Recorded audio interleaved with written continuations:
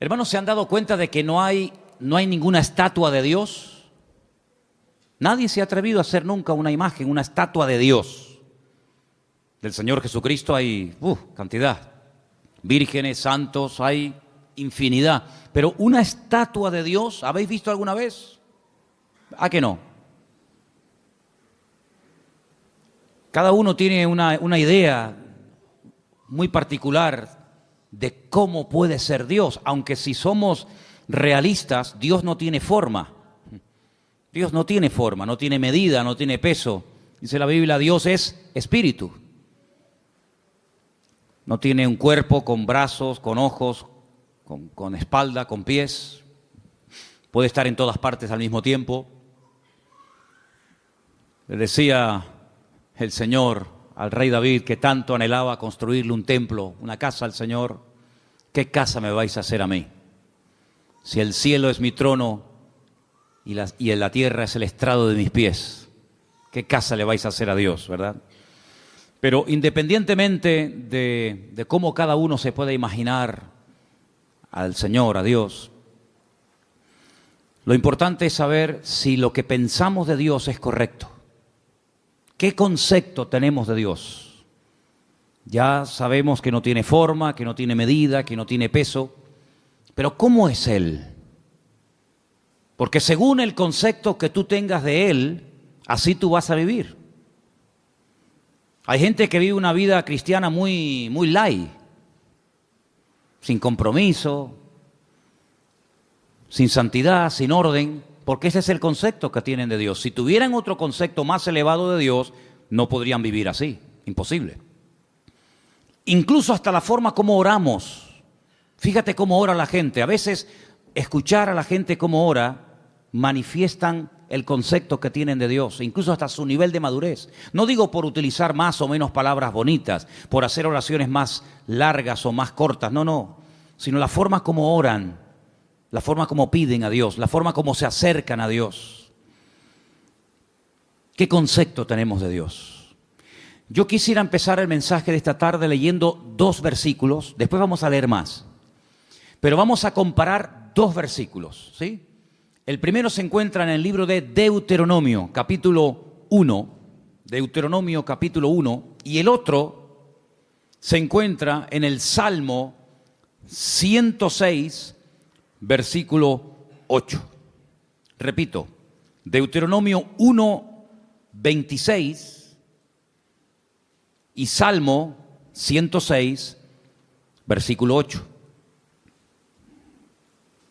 Hay un momento, y en esta semana hablábamos un poquito acerca de la aparente contradicción que existe cuando el Antiguo Testamento, cuando la Torá habla acerca del tema de los espías, mejor dicho, los exploradores, porque no eran espías, eran exploradores, que si Moisés los mandó, que si Dios le dijo que los mandara, que si fue una iniciativa del pueblo. Ya hemos hablado un poquito acerca de esta semana, Anderson y yo estuvimos hablando, aclarando que los acontecimientos que se relatan no están siempre en orden cronológico, ¿verdad? Entonces parece como que un texto a veces como contradice al otro. Es como cuando, por ejemplo, lees 1 Samuel y da la impresión de que Saúl nunca había visto a David y después resulta de que otro pasaje parece como que sí lo conocía. Entonces, bueno, ¿qué pasa? ¿Lo conocía o no lo conocía?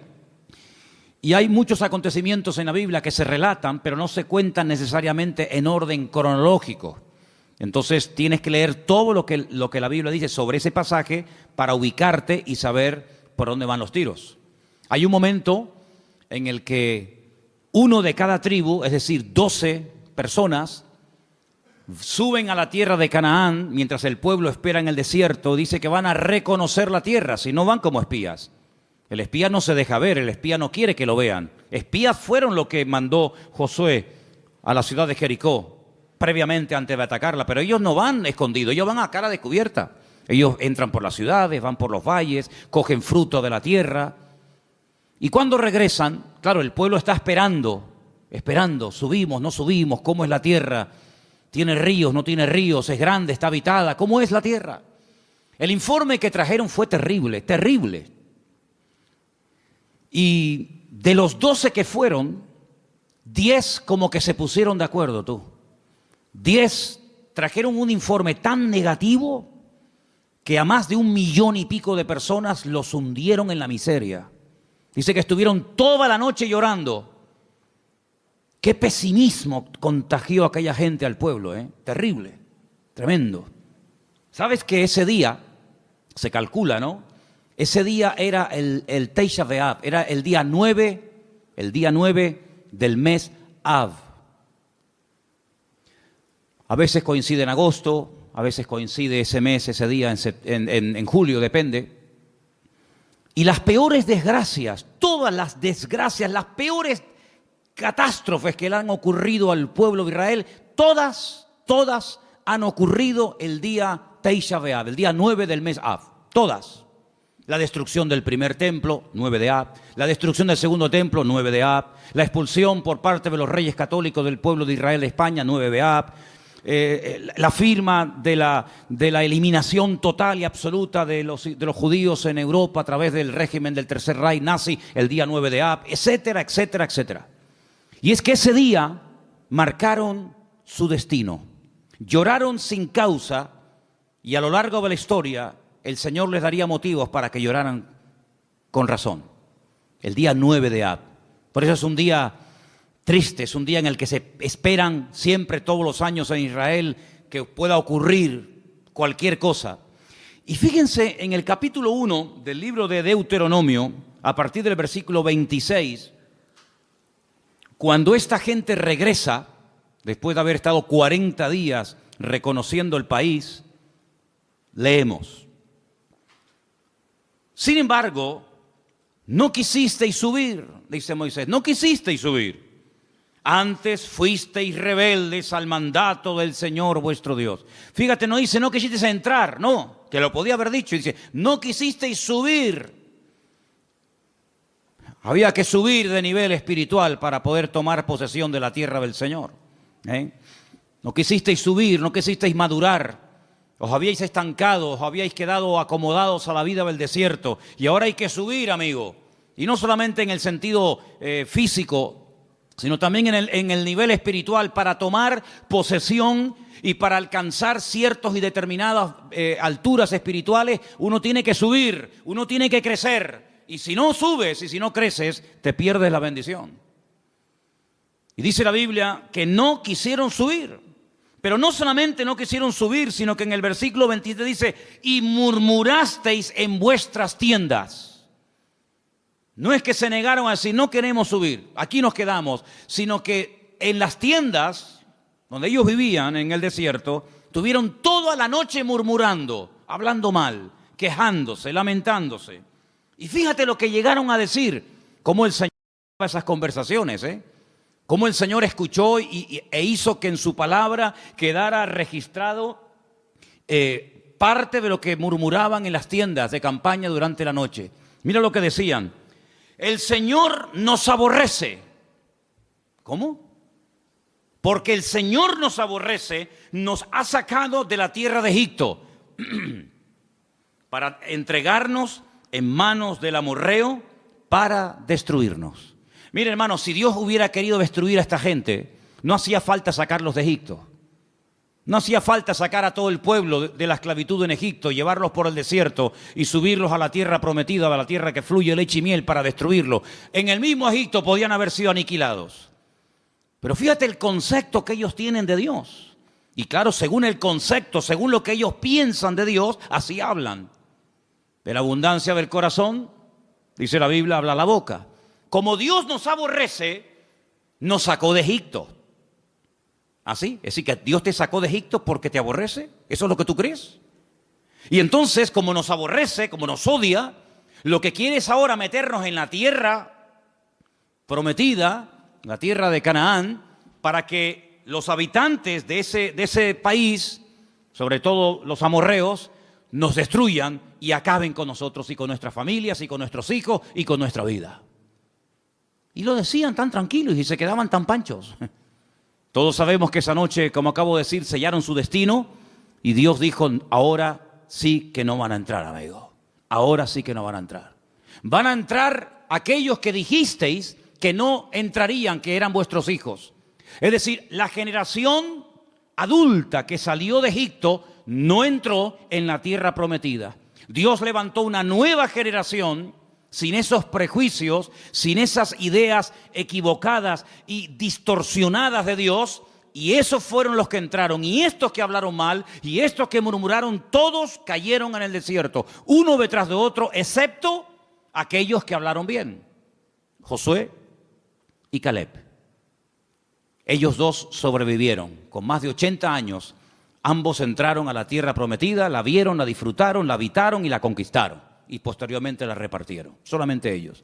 Fíjate la cantidad de cosas que se puede uno perder y la cantidad de puertas en el mundo espiritual que uno puede cerrar simplemente, digo simplemente entre comillas, por hablar mal. Perdieron la oportunidad de su vida. Pudieron haber entrado hacía 40 años, pero por la forma como hablaron, Dios dijo sí. Muy bien, se acabó. Pero no solamente no van a entrar, sino que ahora encima van a morir en el desierto. Es increíble. Así que ellos creían que Dios los aborrecía. Pero mira lo que dice el Salmo 106. Todo lo contrario. Todo lo contrario. El Salmo 106, dicho sea de paso, es un resumen de lo que ocurrió desde que salen de Egipto hasta que prácticamente entran en Canaán a través de Josué. Es un salmo muy interesante. Si quieres conocer bastante de la historia de Israel en esta época de la historia, lee el Salmo 106. Es muy interesante. Pero voy a leer solamente el versículo 8. Salmo 106, verso 8. ¿Lo tienen, hermanos? Dice, pero Él los salvó por amor de su nombre, para hacer para hacer notorio su poder. Si comparamos lo que dice Deuteronomio y lo que decía el pueblo y lo que el Señor dice a través del Salmo 106, no tiene nada que ver una cosa con otra. En un pasaje dice, Dios nos sacó de Egipto porque nos odia, porque nos aborrece y lo que quiere es aniquilarnos y destruirnos. Y el Salmo 106 lo que dice es que la razón principal por la cual el Señor sacó al pueblo de Israel de la esclavitud en Egipto es por amor. No porque los aborrecía, sino por amor. Yo pregunto, de las dos opiniones, la del pueblo y la de Dios, ¿cuál será la correcta? ¿Quién dijo la verdad? Evidentemente el Señor. ¿Quién se equivocó? ¿Quién habló mal? El pueblo. ¿Quién pagó las consecuencias de hablar? El pueblo. ¿Quién perdió la bendición? El pueblo. ¿Y tú crees que a nosotros no nos puede pasar hoy en día lo mismo? ¿Crees que esto solamente es algo que le pasaba a ellos en el Antiguo Testamento, pero que hoy en día da igual cómo hablemos, si nos quejamos o damos gracias al Señor? Si somos personas con una actitud, digamos, de agradecimiento y de gratitud, o estamos todo el santo día lamentándonos, que da igual. No te confundas, hermano. ¿Cuántas personas, incluso que van por la vida llamándose creyentes, se pueden llegar a perder tremendas bendiciones del Señor por la forma como hablan? Porque la forma en cómo hablan manifiesta el concepto distorsionado o equivocado que pueden llegar a tener de Dios. Si tú crees que Dios no te ama, si tú crees que Dios es injusto contigo, si tú en lo profundo de tu corazón crees que el Señor no es tan bueno como dicen algunos, si tú en lo más profundo de tu corazón crees que Dios contigo no ha sido todo lo bueno que tú esperabas, tú vas a vivir así. Y cuando ores, cuando hables con alguien, cuando des testimonio y cuando vengas a la iglesia y cuando salgas de la iglesia, tú vas a vivir según el concepto distorsionado y envenenado que tienes de Dios. Pero el creyente que tiene claro que Dios nos ama, que Dios no es injusto, que Dios quiere lo mejor para mi vida, no se va a quejar, no se va a lamentar, tenga o no tenga. Se le abran las puertas que él creía que se le tenían que abrir o no se le abran nunca. Da igual. El que tiene claro cómo Dios es y cómo Dios, siendo un Dios de amor y de misericordia, pastorea y bendice y protege nuestra vida, va a vivir desde un punto de vista, pero completamente diferente a aquel que cree que Dios es injusto y que Dios es malo. ¿Cuántos dicen amén? ¿Qué concepto tú tienes de Dios? Hay gente que piensan que Dios es un Dios que continuamente está esperando que cometas la más mínima equivocación para darte el palo en la cabeza y castigarte. Incluso tal vez hoy en día no se use mucho esa expresión, pero yo recuerdo cuando era niño y me portaba mal, que era la mayoría de las veces, cuando me daba un golpe o me caía o me hacía una herida o algo, muchas veces mi madre y mi abuela y otros familiares me decían, eso te pasó porque Dios te castigó. Pero nunca decían que cuando salía algo bien es porque Dios te ama y te quiere bendecir. Eso no. Pero cuando te pasaba algo malo, Dios te castigó. Y si no, pórtate bien y ya verás cómo no te hubiera pasado. Porque es el concepto que mucha gente tiene de Dios. Que Dios está con el garrote en la mano esperando que cometas la más mínima equivocación para castigarte. Porque tienen el concepto de un Dios castigador. De un Dios vengativo. De un Dios que no pasa ni una. De un Dios que aquí te pillo y aquí te mato. Y así viven.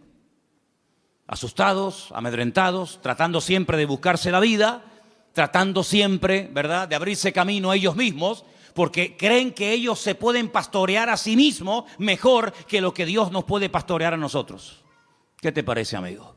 ¿Qué concepto tú tienes de Dios? ¿Sabes? Comencé a buscar en la Biblia algunas personas que hablaron y describieron a Dios.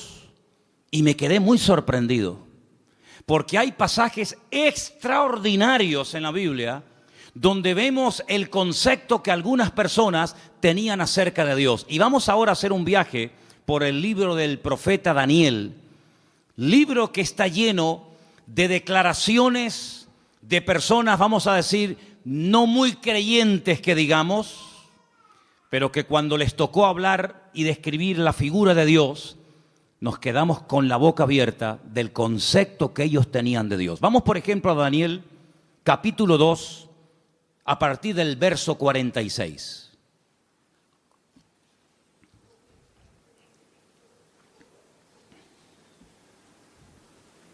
Hermano Jorge, le van a faltar brazos. ¿No será más cómodo ponerse unas gafas? ¿Eh? El capítulo 2 del libro del profeta Daniel es un capítulo muy interesante, porque hay un rey llamado Nabucodonosor. ¿Serías capaz de pronunciar ese nombre? Ah, qué bien, está bien. A mí me costó una barbaridad aprendérmelo, pero bueno, ustedes... Nabucodonosor, ok. Tiene un sueño, pero resulta que por lo visto se le olvidó. Pero el sueño lo marcó de tal manera que al día siguiente... Él reúne a sus magos, sátrapas, astrólogos, adivinos, etc. Y le dice, anoche tuve un sueño que me perturbó, me robó la paz. Y quiero que ustedes me digan qué significa ese sueño, que me lo interpreten. Y claro, todos los que estaban allí le dijeron, sí, oh rey, dinos, cuéntanos el sueño y nosotros te diremos lo que significa. Y le dice el rey, es que lo he olvidado. No me acuerdo lo que soñé. Así que lo que quiero es que me digan lo que soñé y a continuación me interpreten el sueño. Y si no me lo hacen, los condeno a muerte. Convertiré vuestra casa en un estercolero, en un muladar. Descuartizaré a vuestros hijos. Y claro, aquello causó un caos en el palacio tremendo, porque incluso algunos le llegaron a decir, pero es que nunca, jamás se ha oído de un rey que pida que se le cuente el sueño que ha soñado y encima la interpretación. Y no había forma. Sin embargo, la Biblia dice que Daniel, junto con sus amigos, oraron y le pidieron al Señor que les mostrara qué sueño había tenido este hombre y qué significaba. Y efectivamente, el Señor dice en la Biblia que le reveló a Daniel lo que el rey Nabucodonosor había soñado y lo que significaba. Y cuando llega Daniel a la presencia del rey Nabucodonosor, pues le dice, mira, lo que tú has dicho, ningún hombre te lo puede interpretar, nadie en esta vida, ni mago, ni astrólogo, ni sátrapa, ni adivino, jamás te lo podrá decir. Pero dice, pero hay un Dios en los cielos que revela los misterios a los hombres. Y en este caso Dios me ha escogido a mí para decirte que tú lo que soñaste es que vistes una estatua enorme de 4 materiales diferentes. Viste que la estatua tenía, o la imagen tenía una cabeza de oro ese eres tú, ese es tu imperio Babilonia. Pero luego después de ti se levantará otro imperio, y dice que vio el pecho y los brazos de plata, y le dice serán el imperio de los medos persas que se unirán y formarán un segundo imperio. Pero caerá ese imperio con el paso del tiempo y se levantará un tercer imperio que será el de Alejandro Magno, los griegos, ¿verdad? Y por eso ve que el vientre y los muslos son de bronce, pero se levantará un cuarto imperio que hace referencia proféticamente al imperio romano y también en cierto sentido también un poco al reino del anticristo, representado por el hierro y por el barro, y le muestra que tiene 2 piernas y 10 dedos. Y claro, Nabucodonosor, cuando oye aquello, se queda sorprendido, porque dice, bueno, ¿y cómo este hombre puede saber lo que yo soñé? Esto es algo increíble, aunque no le dieran la interpretación. El simple hecho de que este hombre haya recibido el sueño que yo tuve, ya me deja con la boca abierta. Pero si encima me dice lo que esto significa, entonces ya esto es el máximo. Y efectivamente, el profeta Daniel se lo interpretó y le dijo, en fin, lo que iba a pasar a lo largo de la historia, los imperios, los que iban a caer, los que no iban a caer, quién iba a ser el primero, el segundo, el tercero, el cuarto, etcétera, etcétera. Y cuando termina de contarle el sueño con su correspondiente interpretación, en el capítulo 2, verso 46 del profeta Daniel, ahora habla el rey y dice, escucha, atento. Entonces el rey Nabucodonosor se postró sobre su rostro y se humilló ante Daniel. Esto es increíble. Y mandó que le ofreciesen presentes e incienso a Daniel. Y el rey habló a Daniel y le dijo, ciertamente el Dios vuestro es Dios de dioses y Señor de los reyes, y el que revela los misterios, pues pudiste revelar este misterio. ¿Cuántos dicen amén? Y ahí se da cuenta Nabucodonosor que el Dios de Daniel, que no es el suyo, dicho sea de paso, es un Dios superior. Es un Dios que es capaz de revelar cosas increíbles que ningún otro Dios en esta vida es capaz de hacerlo. Luego, el concepto que Nabucodonosor en ese momento tenía de Dios es un concepto elevadísimo. No hay otro Dios como el tuyo. Pero ustedes piensan que ese concepto, esa opinión buenísima que tenía del Dios de Daniel, hizo que este hombre cambiara radicalmente de la noche a la mañana. Nada que ver. Una cosa es que tú sepas lo que Dios es y lo que Dios hace, lo que Dios permite y lo que Dios prohíbe, y otra cosa es que tú actúes en consecuencia al conocimiento que tienes de Dios. Fíjate que Daniel le dice, agárrate a este detalle, la imagen tiene 4 materiales, oro, plata, bronce y hierro. ¿Qué es lo que ocurre? ¿Qué es lo que hace Nabucodonosor con esa interpretación?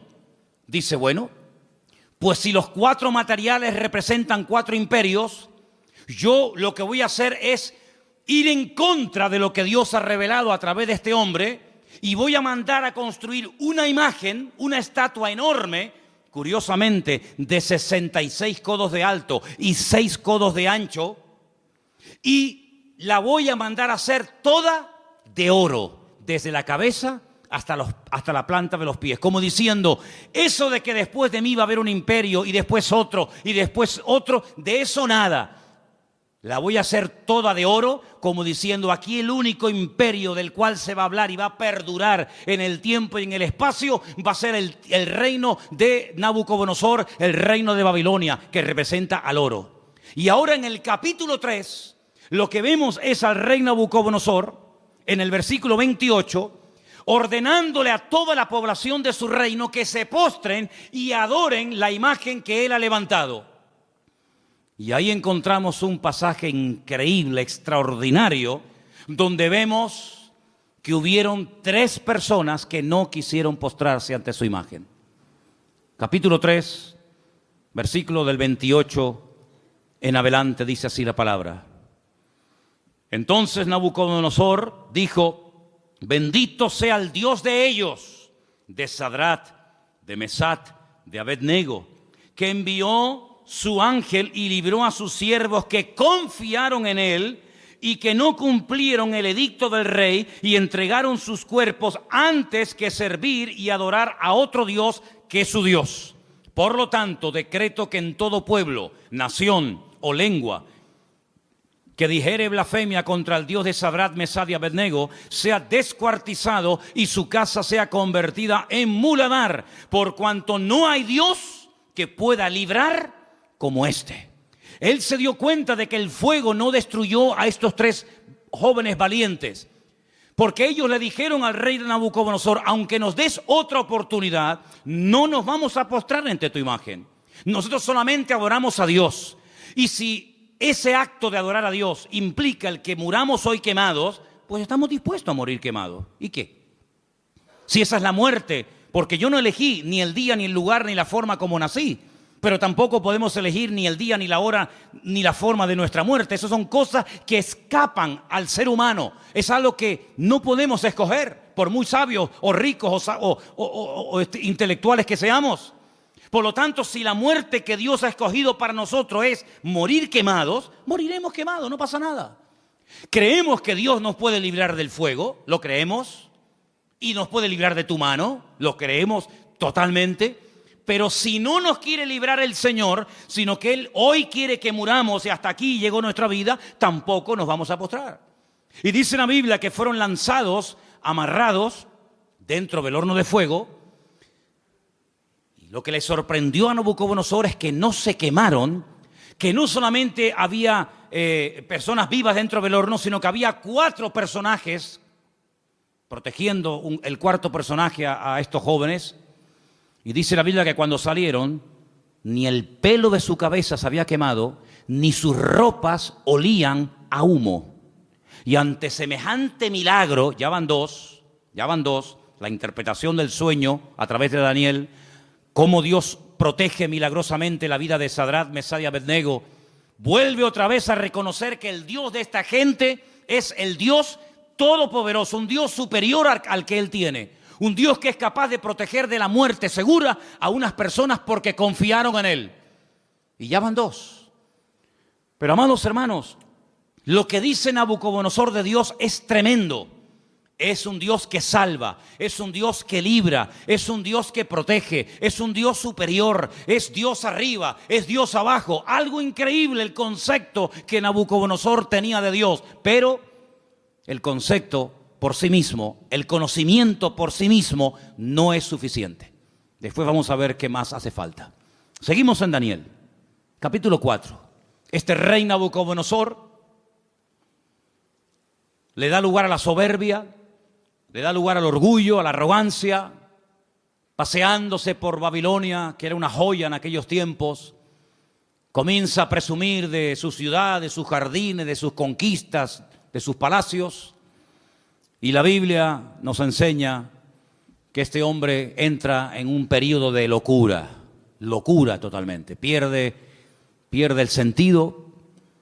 Y la palabra de Dios dice que lo arrojan al monte. Vamos a leer en el versículo 33. En aquella hora se cumplió la palabra sobre Nabucodonosor. Fue echado de entre los hombres y comía hierba como los bueyes. Su cuerpo se mojaba con el rocío del cielo, y hasta que su pelo creció como plumas de águila y sus uñas como las de las aves. Mas al fin del tiempo yo, Nabucodonosor, alcé mis ojos al cielo y mi razón me fue devuelta y bendije al Altísimo y alabé y glorifiqué al que vive para siempre, cuyo dominio es sempiterno y su reino por todas las edades.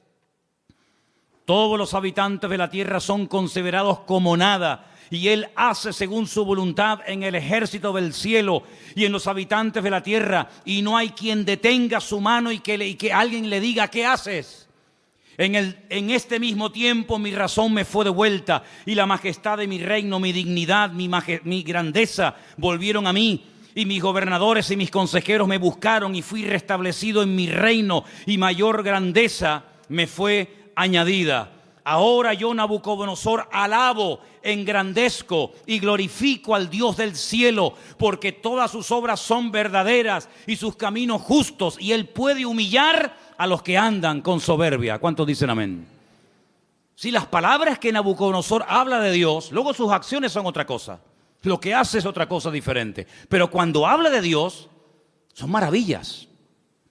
Son cosas tremendas, preciosas. Lo alaba, lo bendice, lo glorifica, lo levanta en alto, lo reconoce. Y parece como que ya Nabucodonosor ha cambiado y tiene claras las ideas, pero ni aún así, hermanos, ni aún así. Pero lo que estamos hablando en esta tarde es el concepto que tenía Nabucodonosor de Dios. Pero en el libro de Daniel aparecen otros reyes. Por ejemplo, hay un rey que es el rey Darío, el rey Ciro, que también aparece. Y en el capítulo 6, hay un momento en el que la envidia es tremenda, sobre todo contra Daniel, y lo quieren matar. Pero leí esta mañana algo que me llamó tanto la atención, porque dice que trataban de buscar algo en lo cual pillarlo en un fallo y decir, mira, pero no había manera. Quiero leerles en el capítulo 6, verso 4. Entonces los gobernadores y sátrapas buscaban ocasión para acusar a Daniel en lo relacionado al reino, mas no podían hallar ocasión alguna o falta, porque él era fiel y ningún vicio ni falta fue hallado en él. Me llamó la atención la palabra vicio. Daniel no tenía vicios. Dice, no podemos acusarlo de nada, no hay forma no hay forma. Pero entonces idearon un plan terrible y dice, entonces dijeron aquellos hombres, no hallaremos contra Daniel ocasión alguna para acusarle, si no la hallamos contra él en relación con la ley de su Dios. Y entonces, ¿saben lo que hacen? Convencen al rey Darío, para que promulgue una ley que no se puede revocar bajo ningún concepto, de que durante 30 días nadie puede elevar oraciones, plegarias o súplicas a ningún Dios, incluido el Dios de Daniel. Nadie puede orar durante 30 días. Era la única forma de que podían decir, mira, hay un hombre en tu reino que ha quebrantado la ley. Porque nosotros como creyentes, y creo que lo tenemos claro, tenemos que cumplir las leyes de los países donde vivamos siempre y cuando no vayan en contra de la palabra de Dios. ¿Cuántos dicen amén? No es que por ser cristianos estamos exentos del cumplimiento de la ley, ni mucho menos, al contrario. Las autoridades, según Romanos capítulo 12, todas han sido puestas por Dios. Salga quien salga y gane quien gane. Te guste o no, el que salga es el que Dios ha permitido que gobierne. Pero no importa. A veces Dios levanta un faraón y a veces lo tumba. A veces Dios levanta un Nabucodonosor y lo quita. Y mañana levanta un Darío y pasado un Ciro y mañana... No importa, eso son cuestiones de Dios. Nuestra obligación es obedecer y someternos a las autoridades. Repito, siempre y cuando no vayan en contra de la palabra de Dios. Y en este caso iban en contra de la palabra. ¿Cómo me va a prohibir a mí un gobierno? ¿Cómo nos va a prohibir a nosotros un rey, un primer ministro o un presidente de gobierno? Me da igual. ¿Cómo nos va a prohibir a nosotros los cristianos un gobierno a no orar durante 30 días? Mucho, amigo, pero hasta ahí podíamos llegar. ¿Qué hizo Daniel? Versículo 10. Cuando Daniel supo que el edicto había sido firmado, entró en su casa y abiertas las ventanas de su cámara que daban hacia Jerusalén, se arrodillaba 3 veces al día y oraba y daba gracias delante de su Dios como lo solía hacer antes. No es que ahora empiece a hacerlo a raíz del edicto promulgado por el rey Darío, no, es que ya lo venía haciendo como algo normal en su vida. Se postraba y oraba en dirección a Jerusalén 3 veces al día. Shaharit, Minjá y Arbit, las 3 oraciones que hace el pueblo de Israel diariamente, por la mañana, por la tarde y por la noche. Por la mañana, por la tarde y por la noche. Y aquí está Daniel haciendo lo que durante miles de años el pueblo de Israel ha hecho, postrarse y orar 3 veces al día. Y ahí lo pillaron. Van con el chisme, van con el cuento al rey Darío y le dicen, no te ha obedecido.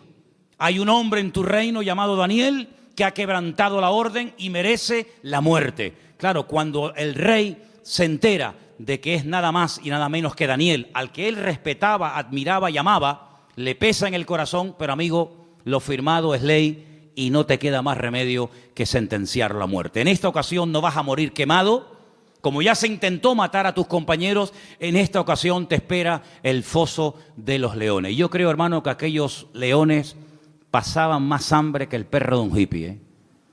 Yo creo que aquellos leones tenían un hambre, si quieren, totalmente imposible salir con vida de aquel foso de los leones. ¿Qué te parece? Qué bonito es ver a un león detrás de la jaula, ¿eh? Detrás de las rejas. Me acuerdo que una vez hicimos un viaje, hago un paréntesis, estábamos viviendo en Argentina y tuvimos la oportunidad de ir al norte, bien al norte de Argentina, a la provincia de Misiones. Y allí había un matrimonio que nos hospedó, un matrimonio de alemanes. Y un día nos quisieron llevar a las famosas cataratas de Iguazú, las cataratas más grandes del mundo y las más hermosas. Y por el camino paramos y entramos en un zoológico que la verdad que era deprimente, el zoológico aquel. Pero bueno, entramos. Y había una valla, una tela metálica tan fina que yo decía, pero esto es un peligro. ¿Cómo pueden tener a un león con una vallita que era de papel, aquello? Y el león estaba al otro lado de la valla, yo estaba aquí, y el león estaba patas arriba, durmiendo profundo. Y yo estaba al lado y ni se enteraba, pero no se me ocurrió otra cosa que tirar una piedra al león. Y cogí una piedra y le hice al león así por arriba, le hice... ¡Pum! Le tiré el león, mire hermano, el león se viró, pegó un rugido que todavía lo tengo dentro y no se me ha ido, y eso fue en el año 90, fíjese lo que le digo. Qué miedo pasé, hermano, de verdad, qué miedo pasé. Un león enfadado es terrible, ¿eh? Terrible. Y ahora meten a Daniel en un foso de leones. Como mínimo, si dice leones, plural, como mínimo tiene que haber dos, pero seguramente había mucho más.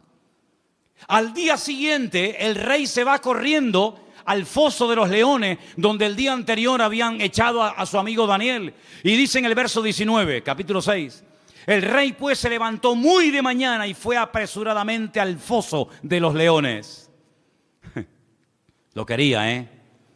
Y acercándose al foso llamó a voces a Daniel con voz triste y le dijo, Daniel, siervo del Dios viviente, el Dios tuyo, a quien tú continuamente sirves, ¿te ha podido librar de los leones? ¿Te ha podido librar tu Dios? Solamente por eso ya Dios tenía que librar a Daniel, porque si no lo hubiera librado, el rey Darío se hubiera llevado un concepto equivocado de Dios. El Dios de Daniel no pudo salvar a su siervo de la garra de los leones. Solamente por eso ya el Señor protegió a Daniel. ¿De cuántas nos ha librado el Señor para no quedar mal Él? No para no quedar mal nosotros, para no quedar mal Él. ¿De cuántas nos ha librado el Señor? ¿Verdad? Y acercándose al foso lo llamó, ya lo hemos leído, versículo 21. Entonces Daniel respondió, dijo, oh rey, vive para siempre, mi Dios envió su ángel, el cual cerró la boca de los leones para que no me hicieran daño, porque ante él fui hallado inocente, y aún delante de ti, oh rey, no he hecho nada malo. Entonces se alegró el rey en gran manera a causa de él, y mandó sacar a Daniel del foso, y Daniel fue sacado del foso, y ninguna lesión se halló en él, porque había confiado en su Dios.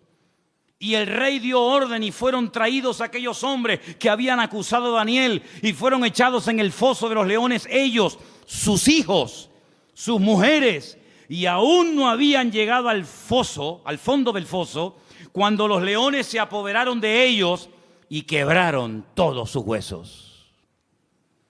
Entonces el rey Darío escribió a todos los pueblos, naciones y lenguas que habitaban en toda la tierra, paz o sea multiplicada. De parte mía es puesta esta ordenanza, que en todo el dominio de mi reino todos teman y tiemblen ante la presencia del Dios de Daniel. Escucha ahora el concepto elevadísimo que tenía Darío de Dios. Porque Él es Dios viviente. ¿Cuántos dicen amén? Permanece por todos los siglos. ¿Cuántos dicen amén? Su reino no será jamás destruido. Su dominio perdurará hasta el fin. Él salva. ¿Cuántos dicen amén? Él libra. Hace señales y maravillas en el cielo y en la tierra. Él ha librado a Daniel del poder de los leones. Y Daniel prosperó durante el reinado de Darío y durante el reinado de Ciro el persa. Fíjate qué concepto por aquel milagro, por aquella maravilla hecha por el Señor, proteger milagrosamente de la muerte, devorado por las fieras, por los leones a Daniel. Este hombre dice cosas tremendas que muchos cristianos cuestionan. Él dice: Dios salva, pero Dios libra, hace maravillas. Hay algunos cristianos que no creen que Dios hace maravillas. Hay algunos cristianos que incluso se han atrevido a publicar y a decir desde púlpitos y desde revistas y desde páginas web, etcétera, etcétera, que ya no existen milagros. Sin embargo, Darío no tenía ese concepto distorsionado de Dios. Darío decía: el Dios de Daniel salva, libra, hace señales en el cielo y en la tierra, protege, es un Dios todopoderoso. ¿Cuántos dicen amén? Si lo tenía Darío, ese concepto de Dios, ¿cuánto más tú y yo tenemos que tener ese concepto de nuestro Padre y de nuestro Dios? Todos estos pasajes que estamos viendo nos están descubriendo cómo es Dios a través de la óptica de, vamos a decir, de inconversos. Personas que eran impactadas, personas que quedaban con la boca abierta ante semejantes maravillas. Pero hay un pasaje que encontré en el Nuevo Testamento, en el libro de los Hechos, que para mí es una de las mejores descripciones de Dios de toda la Biblia. Está en el libro de los Hechos, el capítulo 17. Y es concretamente una parte del mensaje profundo que el apóstol Pablo dio cuando se encontraba de visita en Grecia, concretamente en la ciudad de Atenas. En el capítulo 17 del libro de los Hechos, a partir del verso 24, Pablo, hablándole a aquella gente allí en Grecia, dice, si quieren arrancamos desde el versículo 22, ¿vale? Hechos 17, 22. Entonces Pablo, puesto en pie en medio del Areópago, dijo: varones atenienses, en todo observo que sois muy religiosos. Qué curioso cómo eran los griegos, ¿eh? Eran religiosos, eran hedonistas, deportistas, un culto al cuerpo tremendo. Es una sociedad muy, muy parecida a la que vivimos nosotros hoy en día, ¿verdad? No eran ateos, eran muy religiosos. Dice, porque pasando y mirando vuestros santuarios, hallé también un altar en el cual estaba esta inscripción: al Dios no conocido. Tenían un altar donde no había ningún Dios, pero habían puesto una inscripción, una placa que decía esto: al Dios no conocido, al que vosotros adoráis sin conocerle. Y ese es el Dios que yo vengo a anunciar. Y Pablo dice, verso 24, escucha ahora: el Dios que hizo el mundo y todas las cosas que en él hay. ¿Puede decir amén a esto? Es un Dios creador, el que creó el mundo. Es decir, no se creó solo. Vino una explosión y a través de una serie infinita de coincidencias apareció en su lugar, tal y como las conocemos hoy en día, lo que llamamos sol, luna, plantas, árboles, animales, planetas, etcétera, etcétera. No es así. Es el Dios creador que ha puesto todo en su sitio, que le ha dado color, forma y diseño. Es el Dios todopoderoso. Y sigue diciendo, siendo Señor del cielo y de la tierra. La palabra Señor, sabéis que es la palabra amo. Siendo el dueño, el propietario de lo que hay arriba y abajo, no habita en templos hechos por manos humanas. Solamente de este versículo hay tanta enseñanza, tanta profundidad de conceptos que podríamos echarnos horas. Porque lo primero que está diciendo es, nosotros no salimos de la nada. Nosotros no somos producto de un proceso evolutivo, sino somos creación de Dios. Y ese Dios que es el dueño ha decidido no vivir en templos. ¿Qué les está diciendo a los atenienses? Que vuestros templos no pueden contener su persona, su presencia, porque Él ha tomado unilateralmente la decisión de no vivir en templos. Luego les está tirando por tierra toda su religiosidad. Y sigue diciendo, ni es honrado por manos de hombres, como si necesitase algo. Pues Él es quien da a todos vida y aliento y todas las cosas. Es la existencia misma. Es el que hace que las cosas existan. Es el que transmite vida. Es el que hace que todo funcione perfectamente. Es el que hace que haya estaciones. Es el que hace que soplen los vientos de un lugar y se vayan por otro. Es el que hace que el sol cada mañana salga del mismo lado hace miles de años y se oculte por el mismo lado. Es el que hace que la tierra gire siempre en la misma dirección y a la misma velocidad. No es un Dios que hoy en día dice, no, que no se mueva, ahora que se mueva. Es un Dios que tiene un control absoluto de la creación. No ha perdido el control. No se le ha vuelto en contra la creación. Él da vida. Y si Él no diera la vida, nada funcionaría. Porque el hombre puede alargar y puede cortar la vida, pero no puede crearla, no puede diseñarla. Y Él está hablando de un Dios que da la vida, un Dios que ha formado, un Dios que ha creado, etcétera, etcétera. Y sigue diciendo, de una sangre ha hecho todo el linaje de los hombres. Está hablando de Adán. De Él vienen todos, de Él venimos todos. Para que habiten sobre toda la faz de la tierra, y les ha prefijado el orden de los tiempos y los límites de su habitación. Esto es impresionante lo que está diciendo Pablo aquí. Él es el que ha dado límite, ha puesto tiempos. ¿Cuánto tiene que vivir un elefante? ¿Cuánto tiene que vivir un loro? ¿Cuánto tiene que vivir el hombre? ¿Cuánto tiene que vivir? Él ha puesto límites, Él ha puesto tiempos. No es algo que siempre ha existido, como decía Aristóteles, que esto siempre ha existido, la eternidad del universo. No, el universo no es eterno. Tiene un principio y tendrá un fin. Y no solamente eso, sino que ha puesto límites, fronteras, que no tiene que ver con murallas, ni con rejas, ni con alambre de púas. Pero Él, desde el libro del Génesis, le dijo a cada nación y a cada pueblo, a las 70 que había en aquel momento, de la cual salieron todas las que existen hoy en día, dónde tenían que vivir cada nación y cada pueblo. Y lo he dicho infinidad de ocasiones, cada vez que un pueblo ha querido ir más allá del territorio que en el principio el eterno creador del universo y de la tierra le dio a los seres humanos, ha habido problemas.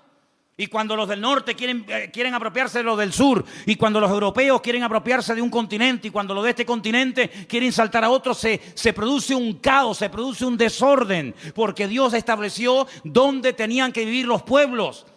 Y dotó al ser humano de unas características para vivir en el sur que no dotó a ese ser humano para vivir en el norte o viceversa. Y Dios lo que está haciendo es poner en orden el mundo, así como puso el sol aquí, no allá, aquí lo puso. Y así como puso la tierra en este lugar y no la puso en la otra punta de la galaxia, Dios ha puesto a los hombres donde Él ha querido y como Él ha querido.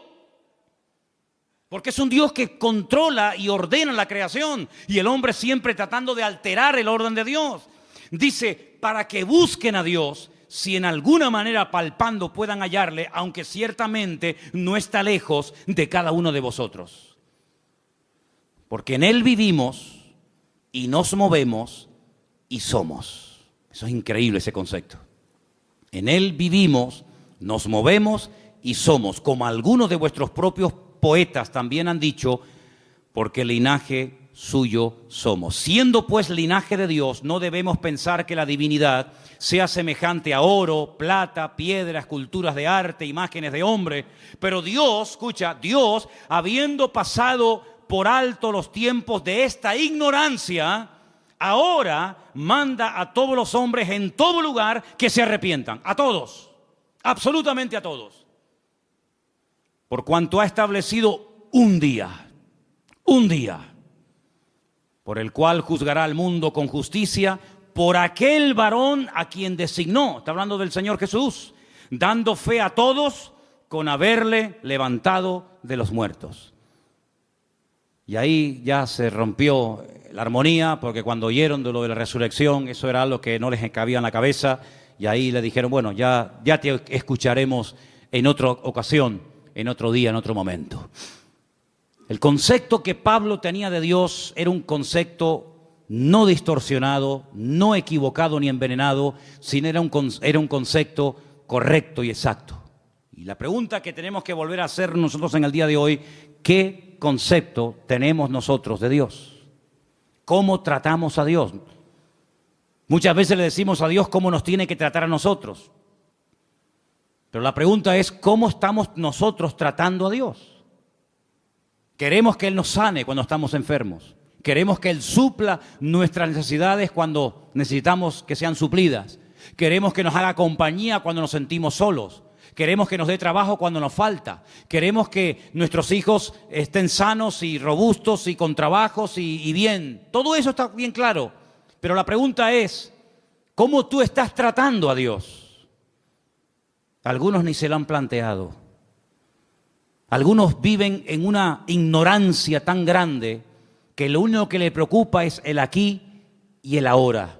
Comamos y bebamos porque mañana moriremos. Ese es el eslogan de la sociedad y de muchas personas hoy en día. ¿Qué más da si hay cielo, si hay infierno, si mañana me muero o no me muero? Es el día de hoy lo que me preocupa. Ya mañana ya Dios dirá, ¿verdad? Para quedar bien. ¿Qué concepto tú tienes de Dios? Depende del concepto que tengas, estarás hablando de tu nivel de madurez. Y así vivirás, y así hablarás, y así te comportarás con tus semejantes. Y cuando vamos a la palabra de Dios, vemos que ese Dios real, vivo y verdadero, que es el único que existe, que es uno, se ha dado a conocer de varias formas. Primero, a través de la creación. Vamos a un texto que nos va a leer nuestro hermano Luis.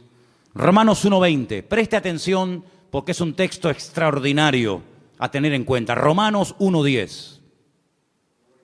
1:20, perdón. Porque las cosas invisibles de Él, su eterno poder y deidad, se hacen claramente visibles desde la creación del mundo, siendo entendidas por medio de las cosas hechas, de modo que no tienen excusa. Dios dice en su palabra que nadie tiene excusa para no creer en Dios. Algunos me han preguntado muchas veces, pero hay gente a la cual nunca se les ha hablado de Cristo. ¿Y eso qué significa? ¿Que no van a creer en Dios porque nadie les ha testificado, porque nadie los ha invitado a un culto, porque nadie les ha dado una Biblia, un Nuevo Testamento? Dice el Señor, y lo declara categóricamente en la palabra a través de la boca de Pablo, que a través de la creación el hombre puede llegar a la conclusión de que detrás de lo que vemos, detrás de lo creado, hay un creador. Detrás de este púlpito tuvo que haber alguien que lo hiciera. Este púlpito no se hizo solo. Imposible, imposible. Detrás de un coche tiene que haber un fabricante. Esas piezas tuvieron que ser diseñadas y puestas en ese lugar para que esa máquina funcione. El reloj que llevamos, el reloj que llevamos todos en la pulsera, en la muñeca. Ese reloj me habla de que tuvo que haber alguien que lo diseñara, alguien que lo creara, alguien que lo pusiera ahí. Cada pieza, cada tornillo. Sí, detrás de lo creado hay un creador. Y detrás de cada cosa creada hay un diseñador que le dio forma. Y Dios le ha dado forma a la humanidad. Dios le ha dado forma al mar. Dios le ha dado forma a las montañas. Dios le ha dado forma al universo. ¿Quién hizo eso? ¿Quién creó el mundo? ¿Quién creó el agua del mar con la justa medida para que no se pudran los seres vivos que viven ahí adentro?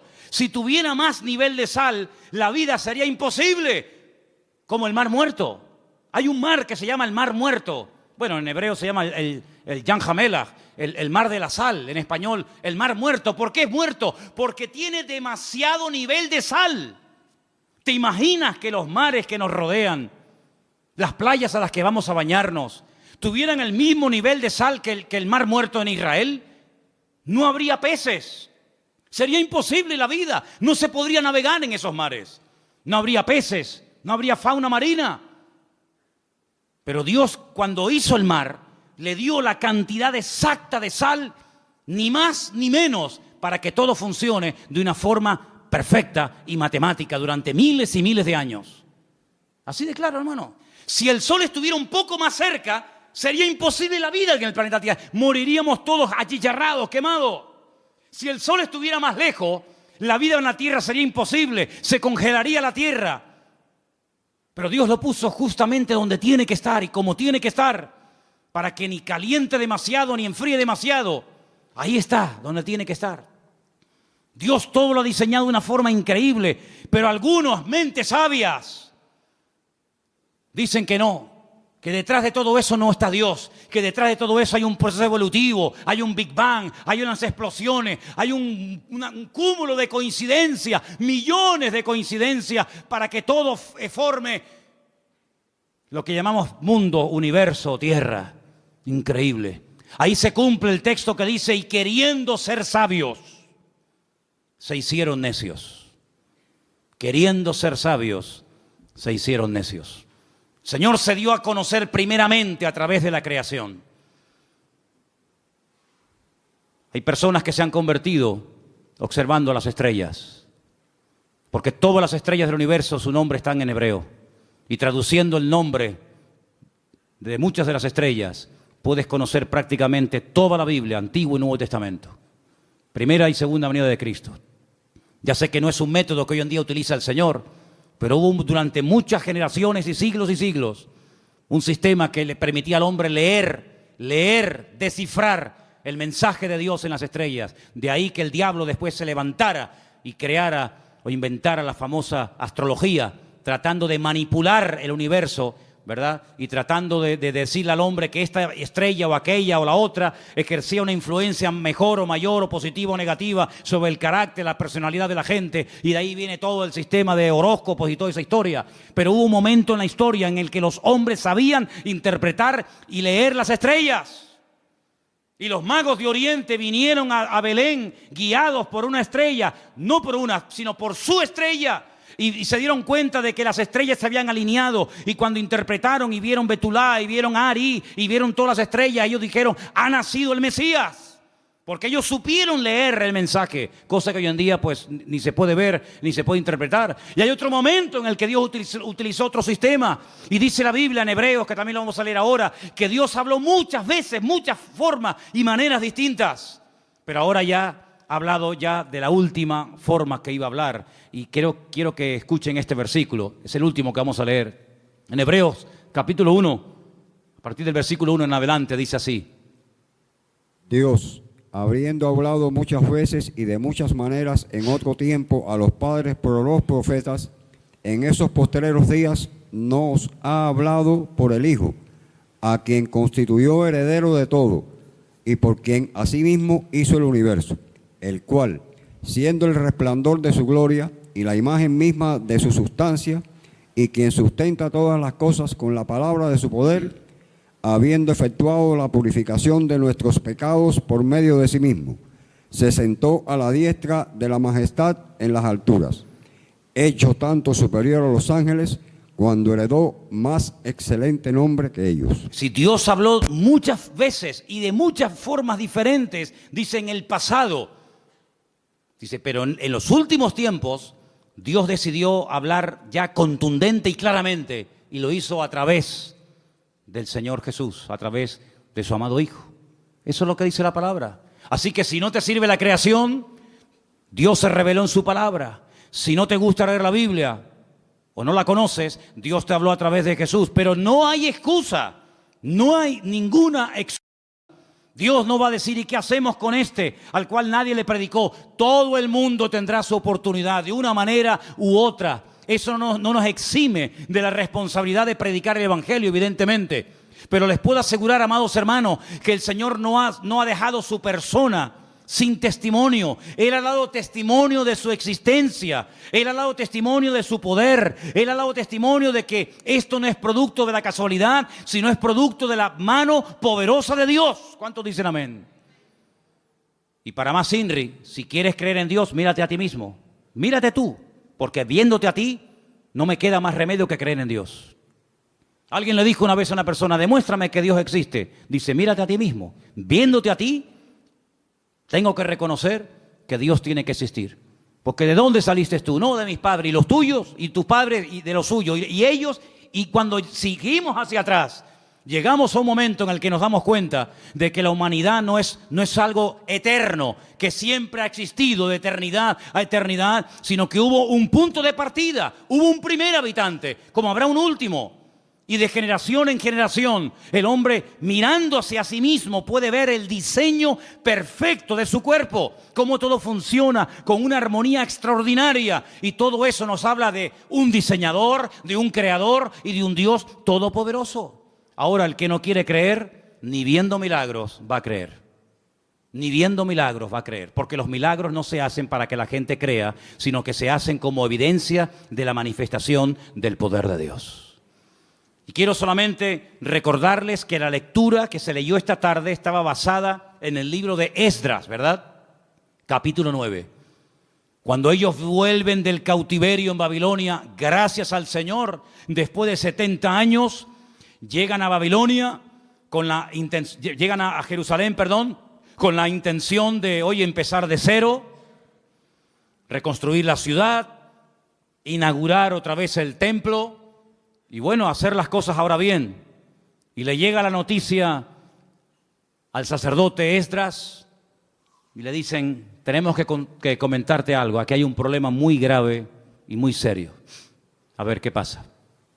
Resulta que los que han venido del cautiverio, muchos se casaron con mujeres inconversas, con paganas, con idólatras, y cuando han llegado aquí, se han unido a las mujeres del país y se han mezclado. Cuando oye esto, Esdras dice que se arrancó los pelos de la barba, se arrancó los pelos de la cabeza, se rasgó las vestiduras, se cubrió de polvo y ceniza, se tiró al suelo, empezó a suplicar misericordia y clemencia y piedad del Señor, porque dijo, otra vez, ¿qué creéis que este momento, este alivio momentáneo que el Señor nos ha dado, este pequeño remanente que somos en el día de hoy, es porque somos buenos y nos lo hemos merecido? No, ha sido por la misericordia del Señor. Pero ¿cómo volvéis otra vez a hacer lo mismo que hacíamos hace 70 años? Desobedecer al Señor. Es decir, el concepto que Esdras tenía de Dios era muy claro. Él sabía que el pecado trae consecuencias. El pecado se perdona siempre que hay arrepentimiento, siempre, no te quepa la menor duda. Pero en algunas ocasiones, no todas, pero en algunas ocasiones el pecado, la desobediencia, el desorden, trae consecuencias a corto y a largo plazo. Y este hombre se pone a orar, todo el capítulo 9, léanlo, es una maravilla. Todo el capítulo 9 de Esdras es una oración enorme, donde este hombre dice, no habéis aprendido del pasado. Volvéis otra vez a cometer lo mismo que hace 70 años atrás. ¿No os dais cuenta que esta fue una de las causas por las cuales fuimos atacados y destruidos y humillados? ¿No os dais cuenta del precio elevadísimo que se tuvo que pagar por haber desobedecido al Señor? Volvéis otra vez a las andadas. Pero ¿saben qué, hermanos? Somos así. ¿Cuántos vuelven al vómito otra vez? ¿Cuántos están un tiempo tranquilos, libres, en paz, bendecidos, y cuando te das cuenta, otra vez volvió a las andadas? Como el pueblo de Israel, exactamente igual, al que muchos lo critican y lo cuestionan, pero el corazón del ser humano es el mismo. Da igual si es judío, si es gentil, si es americano, si es europeo, da igual. No terminamos de aprender, no terminamos de interiorizar la gran verdad de que Dios es un Dios santo. Y Dios lo que ha hecho y diseñado con el tema del pecado es algo que al que no tiene un concepto claro de Dios, medio que lo confunde. Y os voy a explicar muy rápidamente esto. Como no la consecuencia, sino la sentencia sobre el pecado no es inmediata. El hombre cree que como yo he pecado, he desobedecido, no he hecho la voluntad de Dios y aparentemente no me ha pasado nada, pues eso quiere decir de que lo puedo volver a hacer. Pero es que Dios lo ha diseñado así. Y fíjate qué astuto y qué malo es el enemigo, que cuando quiso tentar a Eva, le dijo, ¿qué es lo que Dios os ha dicho? Que no podemos comer, porque el día, subrayo, el día que comamos, moriremos. Satanás le dijo, no morirás. Ella comió y no murió. Y como que Satanás se le quedó mirando y le dijo, yo te lo dije, ¿te has muerto? Tócate. Estás viva, no has muerto. Dios te engañó. Ella no entendía lo que era morir. Es el primer pasaje de la Biblia donde te das cuenta que un concepto equivocado y distorsionado de la persona de Dios te hace creer mentiras, y las mentiras te esclavizan y te condicionan la vida. Ahí puedes ver que el hombre es mucho más que un cuerpo. Es espíritu, es alma y es cuerpo.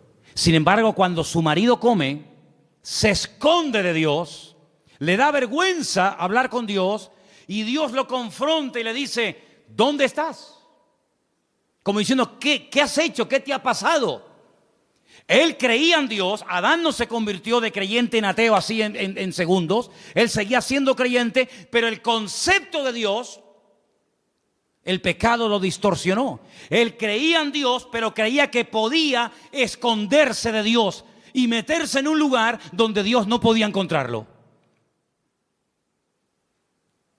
Y el otro día hablamos acerca de dónde vamos a huir para escondernos de la presencia de Dios. ¿A dónde nos podemos esconder? Creía en Dios, pero estás creyendo equivocadamente.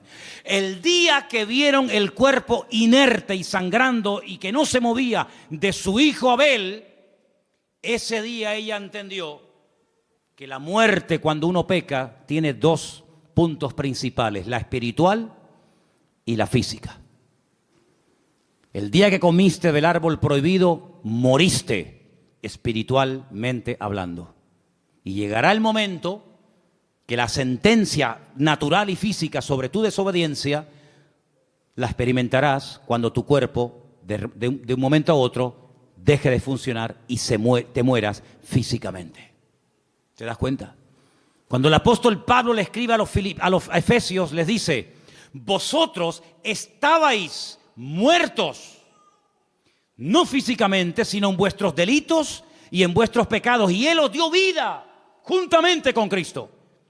Luego, un concepto distorsionado de Dios nos puede llegar a interiorizar la falsa idea de que yo peco, yo desobedezco, yo hago lo que me da la gana y no pasa nada.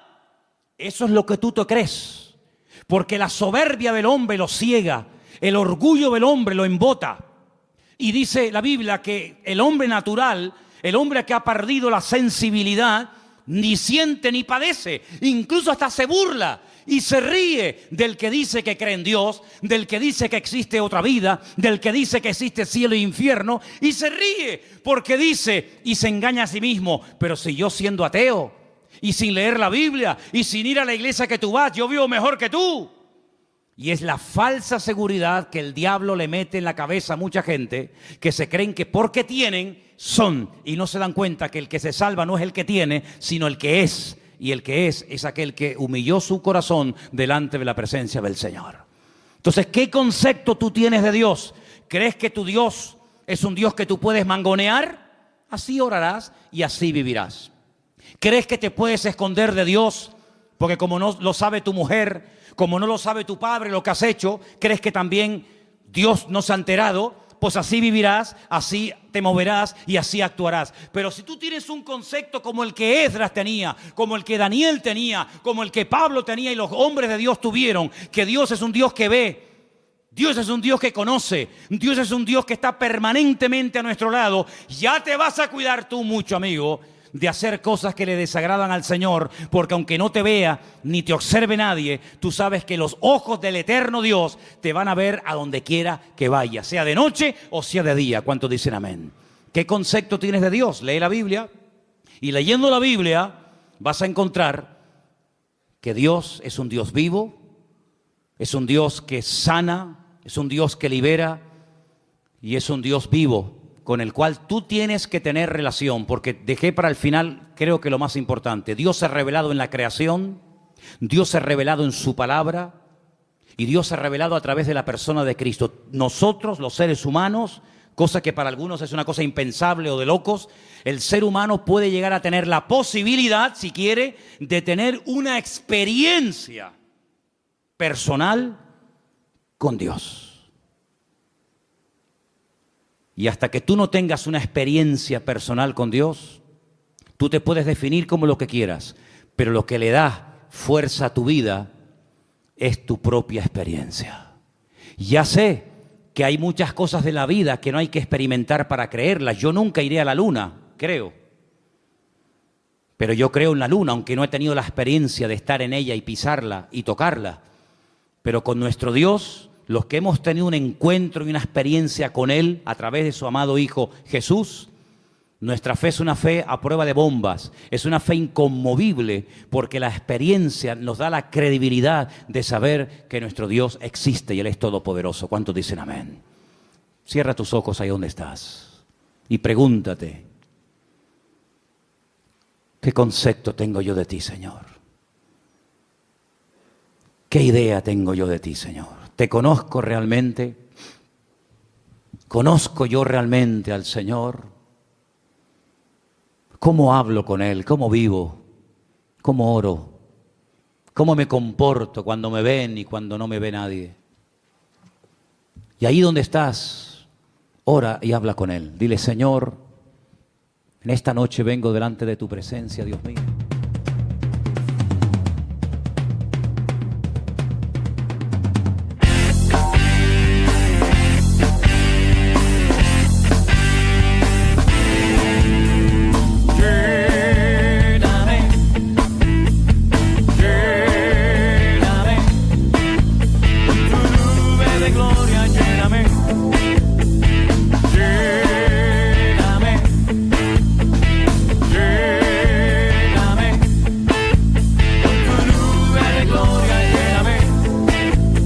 Yo no quiero estar